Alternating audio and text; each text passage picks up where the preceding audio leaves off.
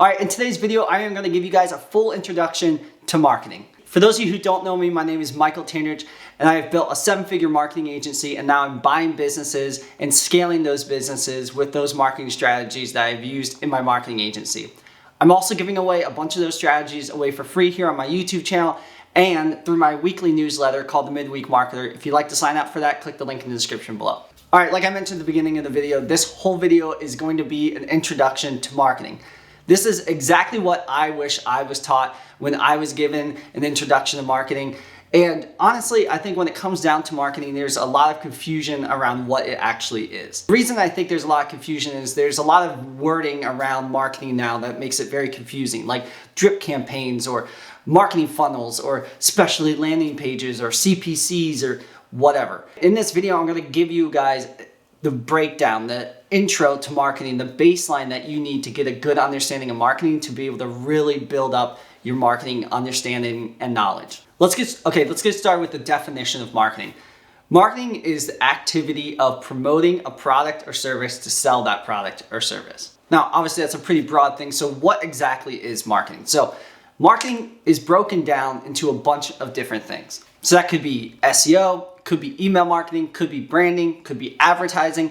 In itself, those things are all their own things, but under the umbrella of marketing, all of those things are included. And later in the video, I'll show you exactly when to use every single one of those things. But at the end of the day, marketing is about connecting with people, telling your story, and getting your product or service in front of the right people. All right, so here is exactly the baseline that you need to understand with marketing. The first most important thing with marketing is understanding who you're marketing to. So that's your target market, or another way of saying it is your ICA, which is your ideal customer avatar. The reason it's super important to understand who your target market is it allows you to curate and understand the platforms and the places that that person's going to be in order to get your product and service in front of them. Now, a lot of people make the mistake of saying that their target market is anyone, or it's just small business owners, or it's just moms. When you're defining your target market, you do want to get pretty specific on who your target market is. Now, in the link in the description below, I have a free PDF on how to break down your target market. It asks specific questions that you can print out and fill out. But the point is with your target market, you want to understand the exact stuff that they are interested in to be able to curate your marketing towards them. So that means things like their age range, their income, where they live, platforms they hang out on. Do they hang out more on LinkedIn? Do they hang out more on Pinterest? Do they hang out more on Facebook and Instagram? Figuring those type of things out. What type of things are they interested in?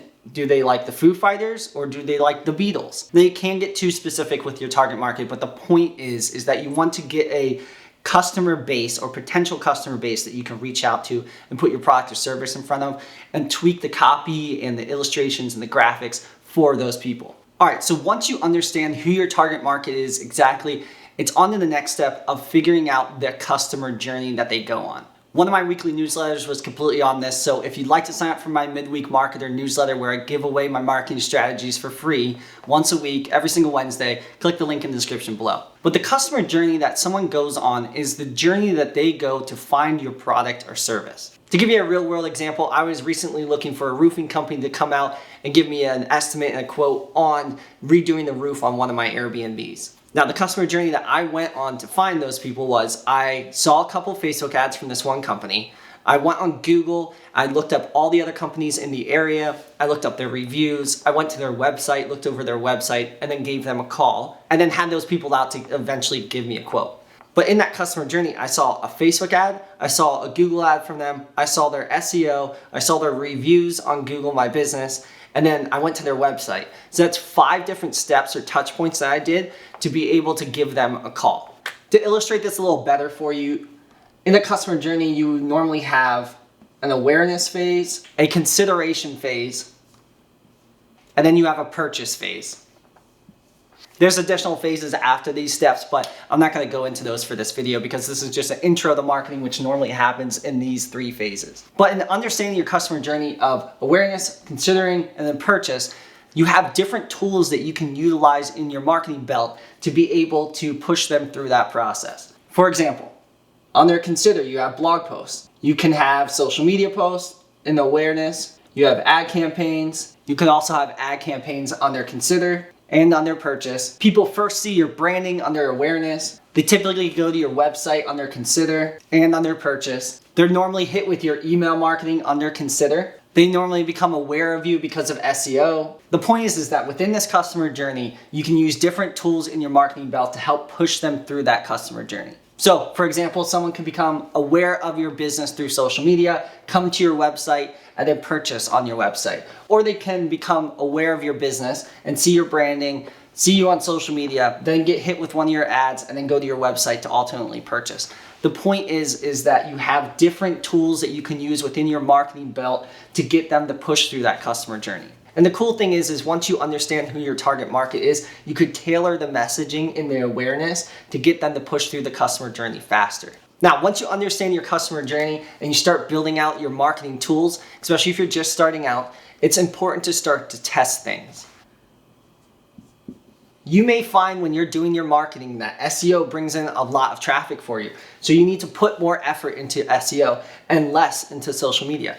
Or it might be vice versa. You may find that you get a ton of people brought in through your social media and not so much through SEO. So you need to focus more on your social media. Same thing with ads. You may find that you're getting some really, really good results with ads, and then you don't do things like SEO, or even, I didn't put this on here, but cold reach out. So then you put more effort into your ad campaigns because that's what's working for you, because it's all about testing. Now, I'll say something about testing really quick too.